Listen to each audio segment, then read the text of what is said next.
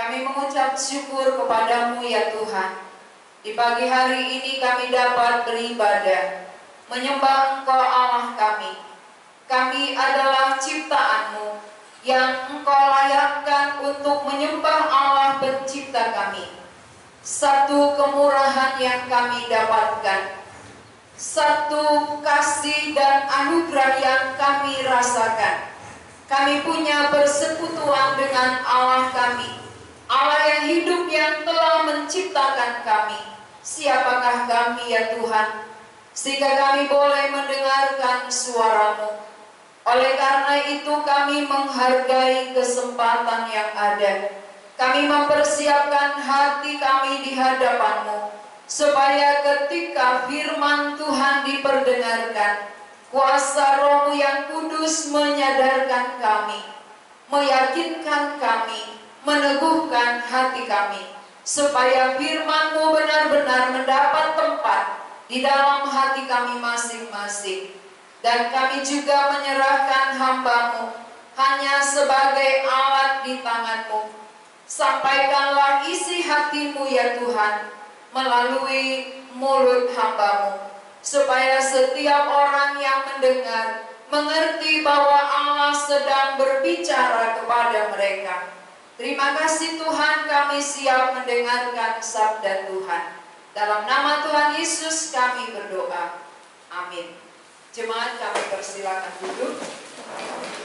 Mari kita membaca dari Lukas pasal 15 ayat 1 sampai ayat 7. Lukas pasal 15 ayat 1 sampai 7.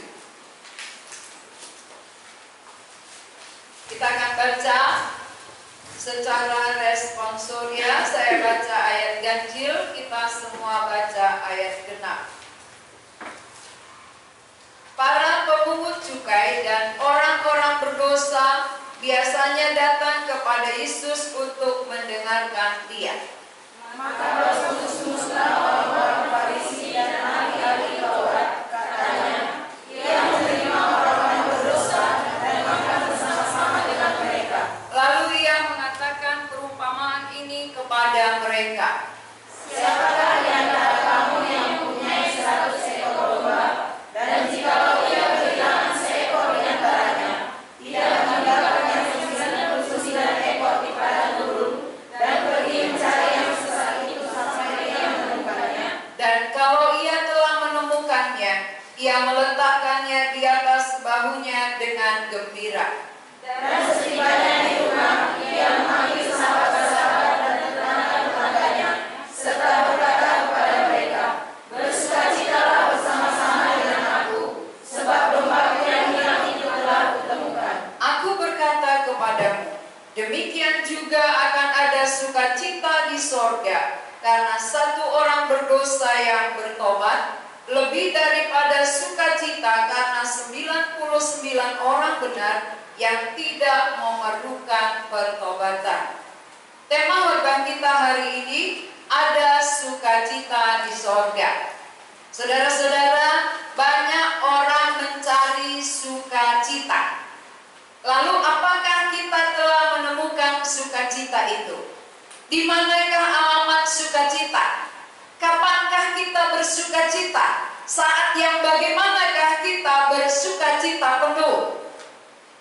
Ya, apa dasar sukacita kita? Semua manusia memerlukan sukacita, tetapi apa yang menjadi dasar yang membuat kita bersukacita? Kalau pedagang, biasanya dia akan bersukacita ketika dagangannya laris. Kalau guru bersukacita ketika murid yang dia ajar pintar. Kalau seorang dokter bersukacita ketika pasiennya sembuh.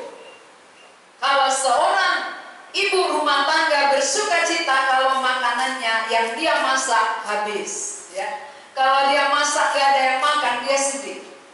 Tetapi sukacita yang seperti itu sukacita yang terbatas. Itu bukan sukacita yang permanen. Sukacita yang sering kita alami adalah sukacita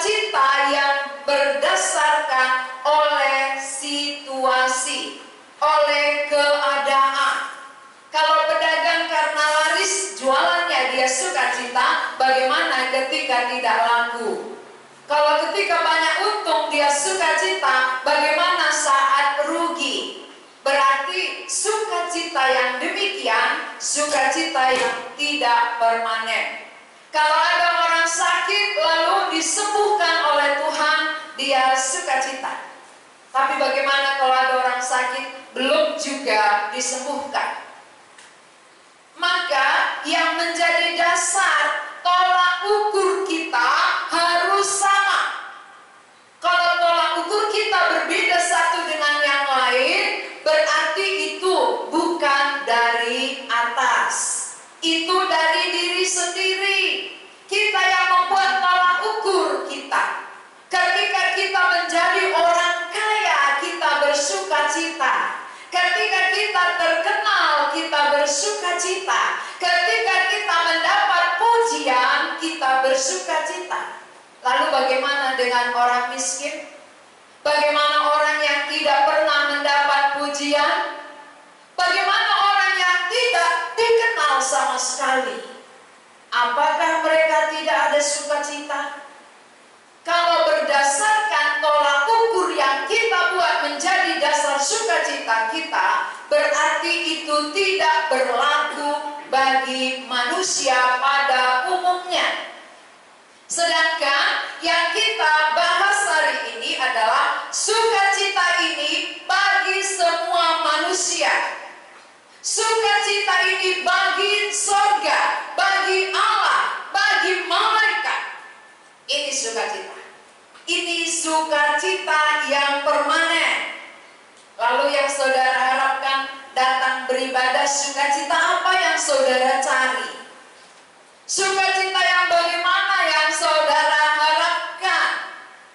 Kalau yang kita harapkan hanya sebatas sukacita sementara, maka kita akan sedih. Kenapa? Karena itu akan berubah.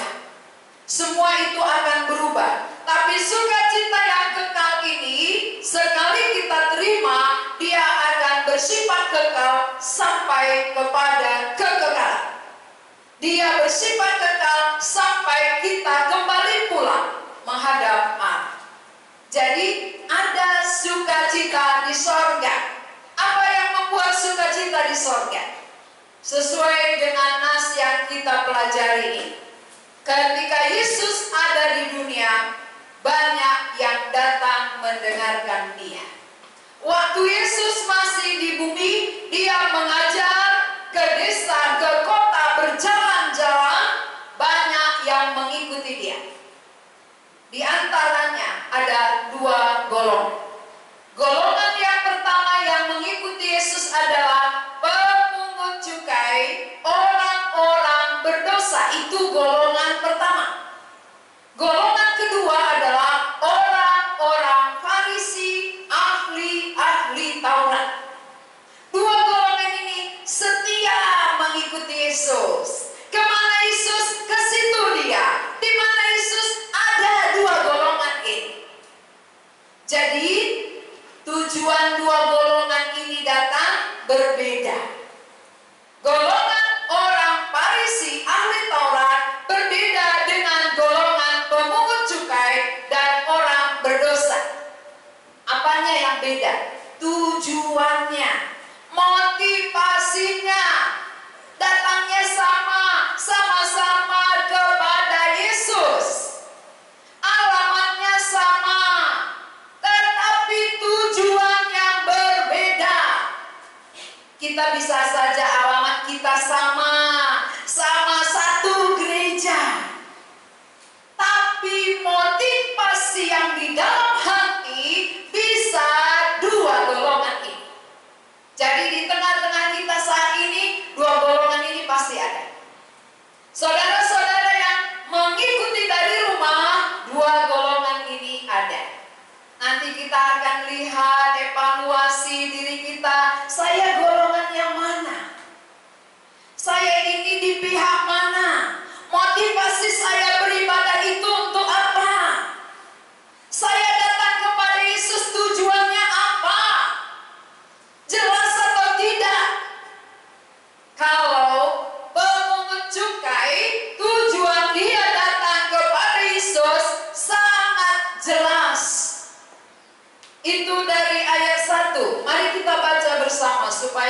kita bisa mengerti. Tujuan orang berdosa dan pemungut cukai. 2, 3 ya. Para pemungut cukai dan orang-orang berdosa biasanya datang kepada Yesus untuk mendengarkan Dia. Ini motivasi yang benar. Ini tujuan ibadah yang benar. Siapa yang kita dengarkan? Ketika kita beribadah, siapa yang kita dengarkan? Kalau pemungut cukai, orang berdosa, jelas tujuannya datang. Untuk apa datang kepada Yesus? Mendengarkan Dia. Untuk apa datang ke gereja? Mendengarkan Dia. Bukan mendengarkan siapa-siapa.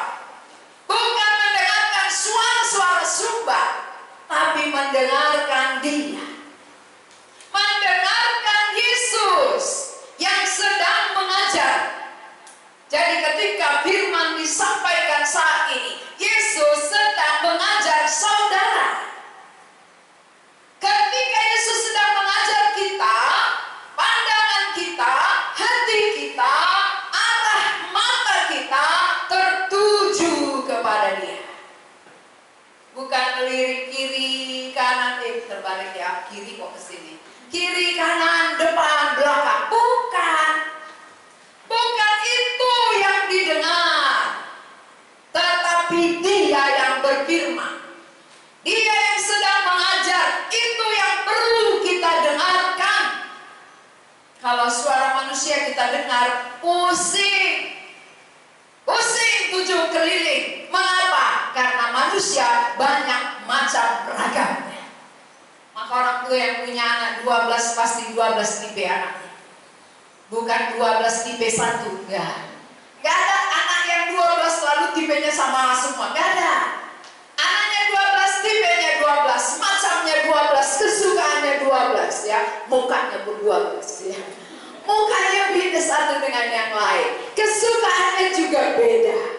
Pakaian yang dia pakai juga beda.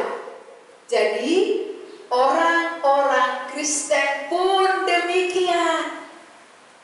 Semua mereknya apa? Kristen. KTP-nya apa? Kristen. Datangnya kemana? Gereja. Tujuannya apa? Di sini dia. Kristen mereknya. Datangnya gereja. Tujuannya ibadah yang didengar orang lain. Nah ini. Yang didengar bukan Dia. Kalau kita satu, kalau kita sama pandangannya, pendengarannya, mendengar Dia, pasti hati kita sama. Karena gurunya sama. Tapi kalau yang lain kita dengar, pasti beda pandangan kita, beda tujuan kita.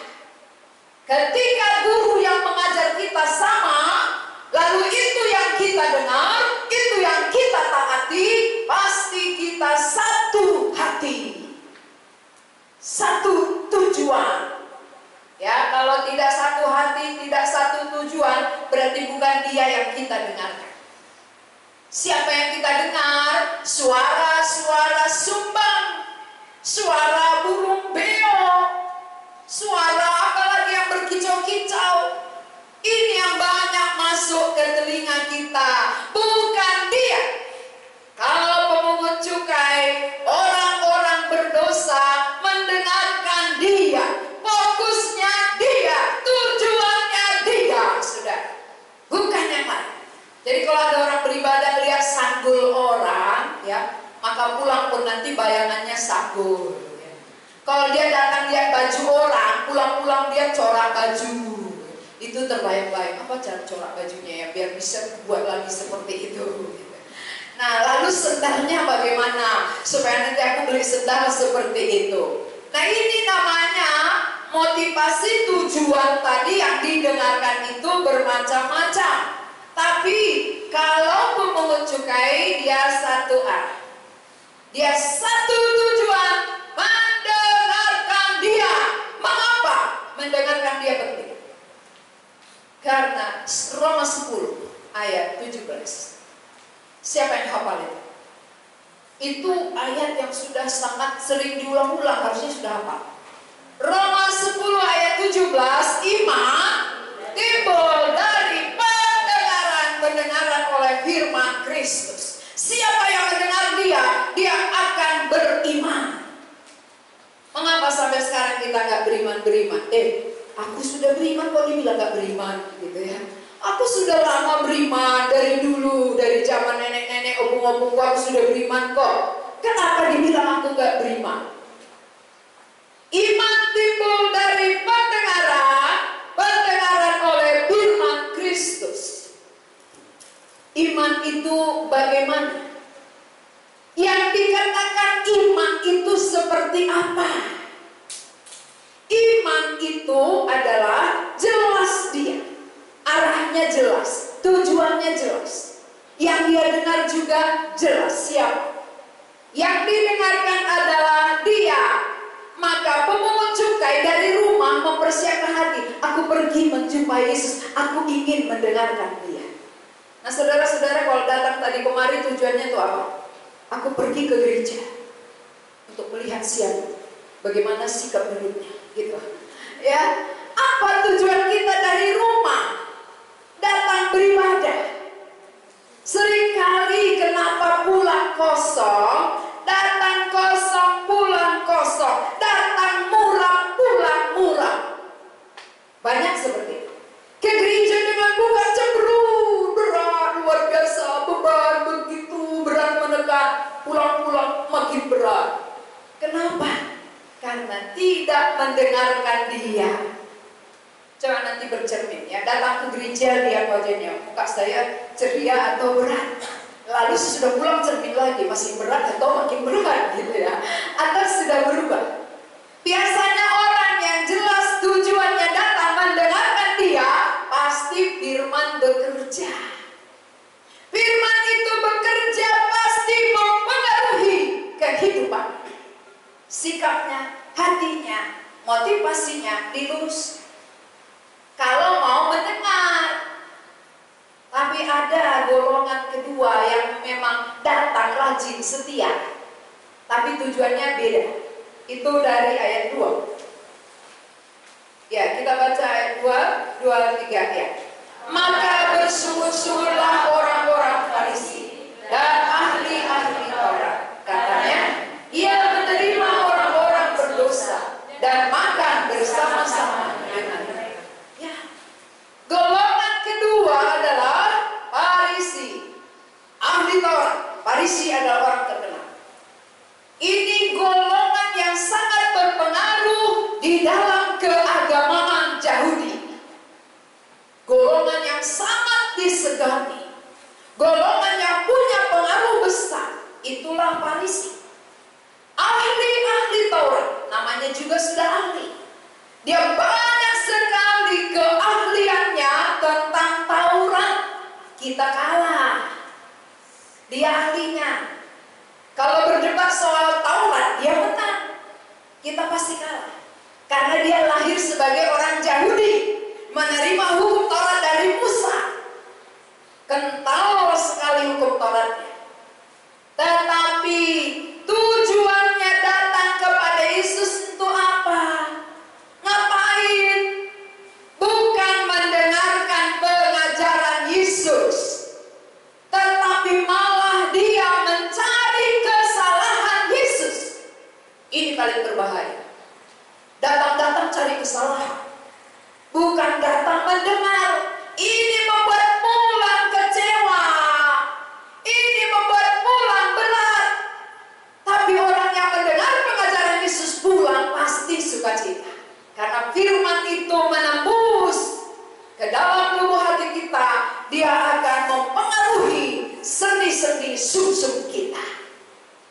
Tapi kalau ahli Taurat, orang Farisi, karena mereka menganggap mereka jauh lebih rohani, jauh lebih ahli daripada Yesus. Karena Yesus itu mereka kenal, oh anak tukang kayu kok. Orang tuanya kita kenal, miskin kok ya. Kita ini keturunan siapa? Orang Yahudi. Kita orang-orang Farisi. Kita orang yang ternama di dalam keagamaan. Kita adalah orang yang menguasai hukum-hukum Taurat. Dia siapa? Sehingga ketika Yesus mengajar, ketika Yesus makan bersama pemungut cukai, bersama orang berdosa, mereka bersungut-sungut. Pernahkah kita bersungut-sungut ketika orang berdosa percaya? Ketika orang berdosa dijumpai Tuhan, ketika orang berdosa diselamatkan lalu dia maju, kita bersungut-sungut. Berarti kita sama dengan golongan yang kedua. Siapa yang sering bersungut-sungut berarti golongan Farisi, golongan ahli Taurat. Kalau pemungut cukai orang berdosa ada nggak bersungut-sungut? Tidak. Mereka malah senang mempersiapkan hati apa yang akan disampaikan Tuhan untuk kulakukan, kutaati. Siapa yang mempersiapkan hati mendengar firman, dia akan disegarkan. Siapa yang datang mencari-cari kelemahan Yesus, dia pulang pasti berat. Ya, dia pasti pulang berat, saudara. Jadi nanti saudara-saudara pulang dari sini, lihatlah saya ini berat atau ringan. Sesudah mendengar firman Tuhan tadi terasa berat atau ringan, sukacita atau makin tertekan. Ya, kalau saya tertekan berarti golongan Farisi, golongan ahli Taurat. Maka mereka yang benar-benar menguasai Taurat menjadi angkuh, menjadi sombong, akhirnya menilai orang lain, menganggap orang lain jauh lebih rendah dari dirinya, menganggap ini semua berdosa, gak layak. Kita yang tahu hukum Taurat, kita yang golongan yang berpengaruh di dalam bait suci.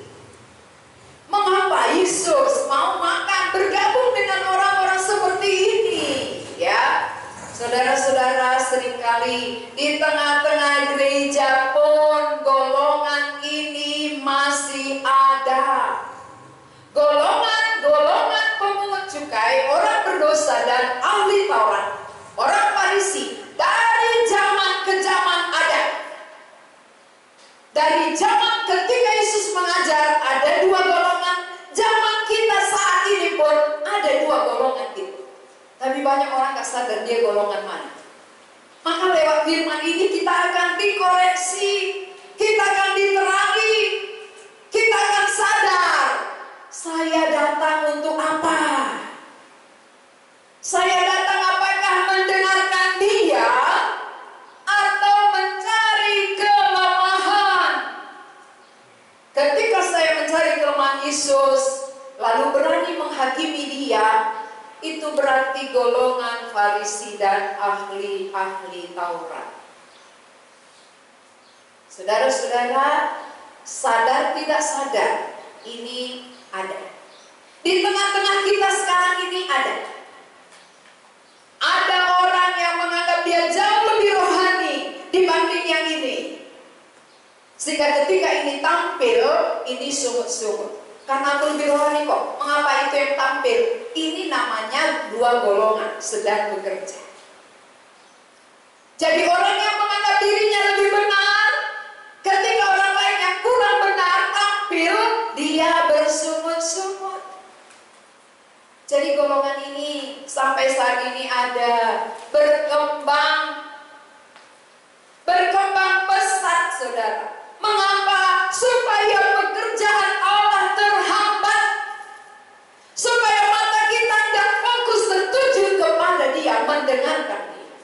Kalau semua telinga kita, hati kita tertuju mendengarkan dia, pasti adem, ya, pasti nyaman, pasti damai. Karena satu guru kita. Itulah Yesus Kristus. Dengarkan Dia. Dia yang perlu kita dengar. Banyak sekali suara-suara yang bisa didengar, tetapi pemungut cukai, orang berdosa, tidak mendengar itu. Dia hanya mendengarkan apa yang dikatakan Yesus. Nah, akhirnya ketika Tuhan Yesus melihat orang Farisi, ahli Taurat bersungut-sungut, Dia menyampaikan suatu perumpamaan. Kenapa Dia sampaikan perumpamaan? Biasanya kepada orang yang gak mau percaya, sering sekali Tuhan sampaikan perumpamaan.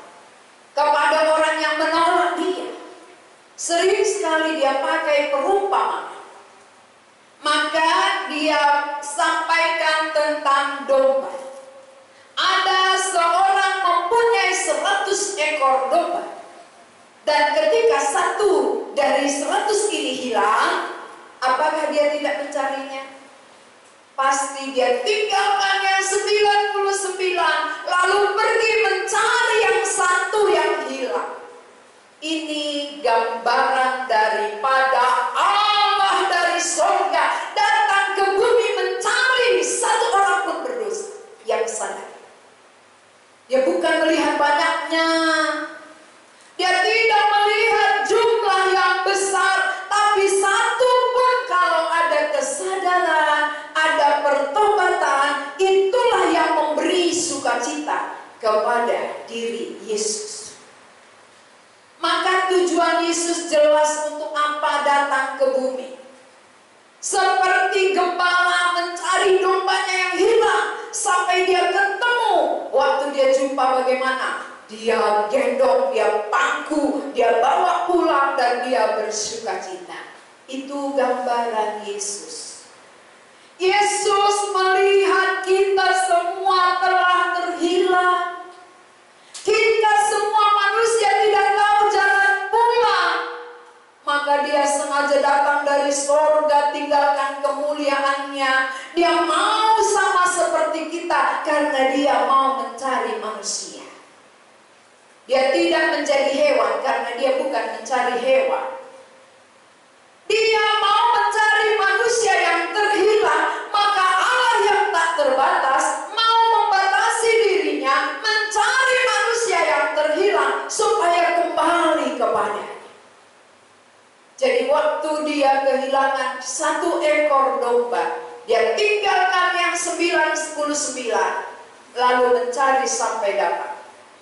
Begitu satu ekor itu dapat, Dia bawa pulang. Karena sukacitanya sampai di rumah, Dia panggil tetangganya, Dia panggil sahabatnya, lalu mereka berpesta. Gambaran orang berdosa.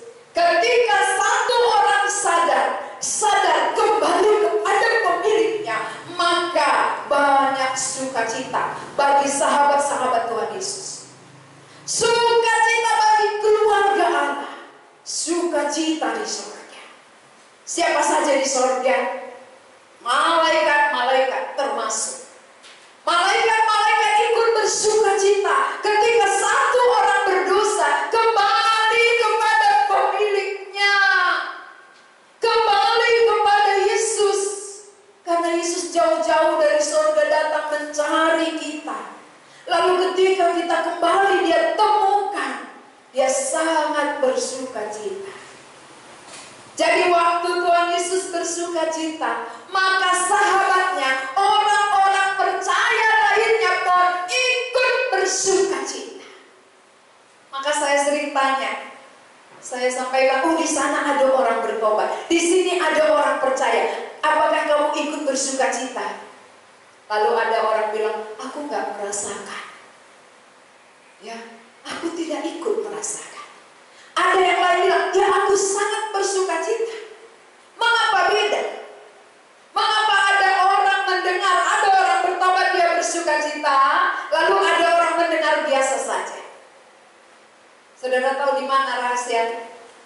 Karena hatinya tidak sama dengan hati Kristus.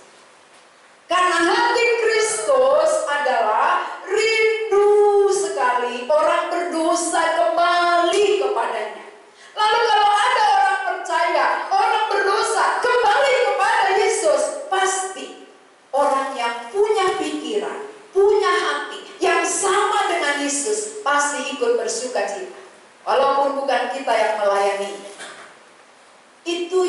Tuhan harapkan. Jadi sukacita sahabat-sahabatnya adalah orang-orang percaya lainnya. Ketika ada satu orang yang berdosa, berbalik, bertobat kembali kepada Allah, semua orang percaya bersukacita, para malaikat bersukacita, Allah bersukacita. Itulah sukacita yang sempurna. Itulah sukacita yang kekal, saudara. Maka kenapa para hamba Tuhan, kenapa pelayan-pelayan Tuhan gak capek-capeknya memberitakan Injil? Walaupun secara tubuh, secara mulut capek berbicara, tapi mengapa terus tidak jenuh, tidak bosan menyampaikan? Gak ngerti 5 tahun, 10 tahun, terus disampaikan. Karena satu orang saja pun yang berdosa kembali kepada Allah, maka semua bersukacita. Sorga bersukacita, orang percaya bersukacita, para malaikat bersukacita. Jadi sudahkan ini sukacita, saudara. Kalau memang karena satu orang berdosa bertobat kita ikut bersukacita, pasti kita dukung dalam doa. Pasti kita berdoa untuk setiap penginjilan, pelayanan yang ada. Kalaupun kita tidak ikut terjun, kita ikut terlibat, hati pikiran kita, doa kita. Ini namanya apa? Satu pandangan, satu tujuan, satu hati untuk apa? Mendengarkan dia. Apa yang dia mau? Dia mau satu orang aja pun bisa berbalik kepada dia. Dengarkanlah dia. Jangan dengarkan yang lain-lain. Kalau yang lain kita dengarkan, bukan memberi sukacita. Sudah berapa lama hilang sukacita, saudara? Karena tidak mendengarkan dia. Kunci utama sukacita kita permanen ketika kita mendengarkan dia yang berbicara kepada kita. Itulah Yesus Kristus. Jadi beribadah bukan sekedar mengisi absen. Beribadah hadir, bukan seperti anak sekolah, bukan. Kalaupun saudara absen bertahun-tahun, gak ada pengaruh nilai saudara. Di hadapan Allah sama. Di hadapan Allah itu apakah hati pikiran saudara itu tertuju kepada dia, mendengar dia, mentaati, mengasihi dia. Kalau itu tidak, berarti tidak berkenan bagi Tuhan. Sukacita tidak ada. Sukacita hanya oleh karena banyaknya berkat melimpah. Wah, terima kasih Tuhan, berkat-Mu melimpah. Puji Tuhan, haleluya, amin. Begitu hilang semua dibuat tsunami. Tuhan, di manakah Engkau? Engkau tidak adil. Aku dengan berkeringat mencarinya, setara sekali ludes semua. Karena kita menganggap itu sukacita kita. Ingat, buka mata lebar, dunia ini semakin banyak kejadian-kejadian. Ini seharusnya menyadarkan kita bahwa bukan di sini tempat kita. Bukan ini tujuan kita. Ini akan berlalu, saudara. Yang tidak berlalu adalah Dia yang berfirman itu. Dia yang berbicara, Dia yang mengajar, Dia kekal adanya. Dengarkan dia. Para pemungut cukai, orang-orang berdosa mau mendengar dia. Akhirnya dialah yang dijumpai Tuhan. Dia yang diselamatkan Tuhan. Tetapi orang Farisi ahli Taurat tidak dijumpai Tuhan, saudara. Menganggap diri benar, ditinggalkan Tuhan. Orang yang merasa dirinya benar lebih banyak, 99 tadi. Satu yang sadar hilang, pemungut cukai, orang berdosa. Yang merasa diri benar, kita sudah belajar bahwa di hadapan Allah tidak ada yang benar. Maka yang menganggap dirinya benar, orang yang merasa diri benar tidak dijumpai Tuhan. Orang yang sadar berdosa, dia mendengar Tuhan, maka saat saat pengajaran disampaikan, Roh Kudus menginsafkan mereka dan mereka bertobat. Sesudah mereka bertobat, maka mereka mendapatkan sukacita. Yang bertobat bersukacita, orang percaya lain bersukacita, para malaikat di surga bersukacita, Allah bersukacita. Saudara masih bersukacita sendiri atau sudah bersukacita dengan para malaikat? Kalau masih bersukacita sendiri, masih dari diri sendiri. Kalau sukacita kita sudah bersama Allah, bersama para malaikat, itulah sukacita yang kekal, yang Tuhan harapkan. Jadi ganti sukacita saudara. Kalau sukacitanya masih dari sendiri, ganti bagaimana sukacita ini menjadi sukacita yang permanen.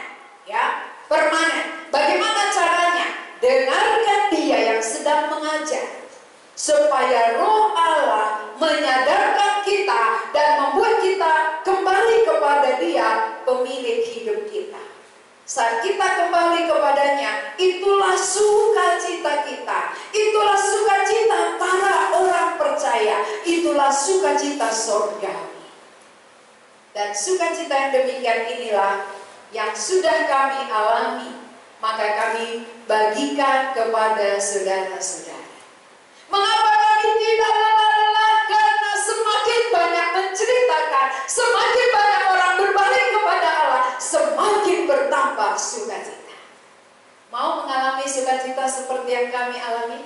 Mari dengarkan dia.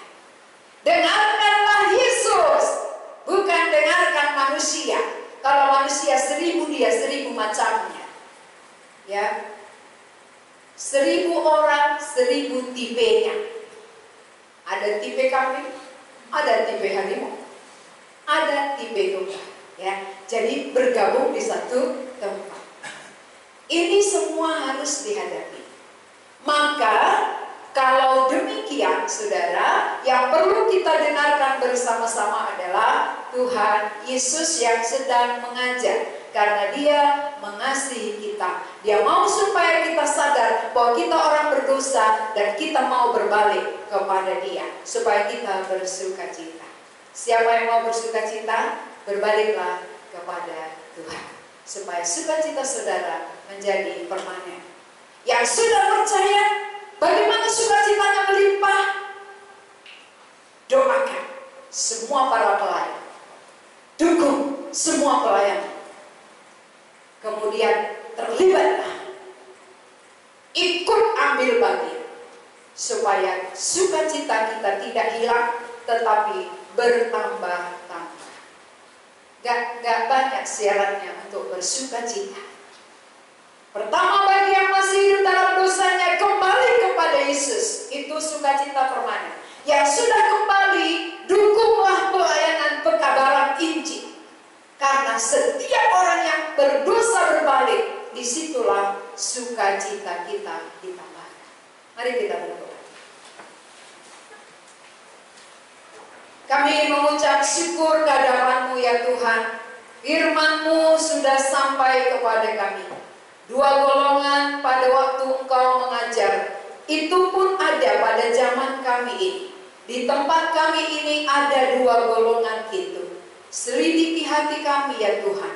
Apakah kami golongan orang Farisi, ahli Taurat, yang merasa diri kami lebih benar sehingga berani menghakimi Yesus?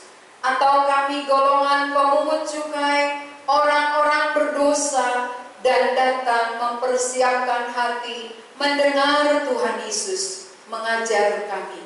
Sehingga setiap orang yang sadar sebagai orang berdosa, Roh Kudus akan bekerja, menyadarkan dia, menginsafkan dia, dan kembali kepada Allah penciptanya. Itulah sukacita yang permanen. Demikian juga dengan tiap-tiap orang percaya. Ketika kami memberitakan Injil, mendukung pelayanan yang ada, baik melalui doa kami, tenaga pikiran kami, dana kami, semuanya itu akan mendatangkan sukacita yang berlimpah-limpah bagi setiap orang percaya. Berkati kami semua ya Tuhan. supaya firman-Mu benar-benar bekerja di dalam hati kami. Dalam nama Tuhan Yesus kami berdoa.